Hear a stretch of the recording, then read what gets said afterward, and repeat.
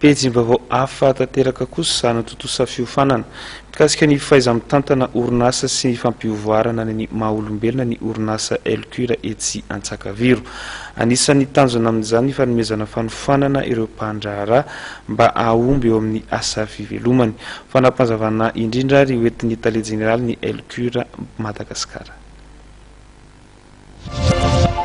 Tonga indray ity ny fotoana anoloran'ny Elcure Madagascar séminaire de formation culture entrepreneuriale et développement personnel. Atao ity fanofanana ity mba anofanana an'ireo vahoaka malagasy izay miditra amin'ny sehatry ny fandrarahana kanefa tsy nandray akory fiofanana mahakasika an'izany. Azadino fa mila matianina isika eo amin'ny sehatry ny fandrarahana. Na inona ny asanao raha ao anatin'izany sehatry ny fandrarahana izany ianao dia ilainao ny fiofanana mba azahoanao manatanteraka ny tanjonao rehetra.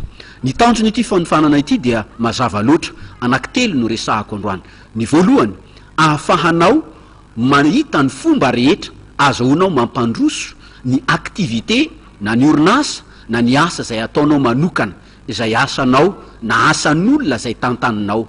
Ny lafiny faharoa izay tena zavagoavana dia ho an'ireo izay olona manana tetikasa na manana vision eo amin'ny fiainana, zavatra tiany ho tanterahana, manana nofinofy ianao eo amin'ny lafiny arakasa na eo amin'ny fiainanao manokana ka tianao ny anatanteraka azy kanefa tsy hitanao hoe ahoana moa ny fomba azahoana manatanteraka azy, dia manasanao zahay mba hanaraka sy handray anjara amin'ity fiofanana culture entrepreneuriale et développement personnel ity. Ny lafiny fahatelo izay manana ny maizy azy koa dia azahoan'ireo mpandray anjara mahita ny zavatra zay tokony ho atao.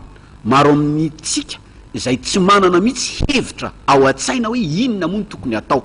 Mieritreritsika fa teanao zavatra kanefa tsy fantatsika akory hoe inona moa ny tokony atao.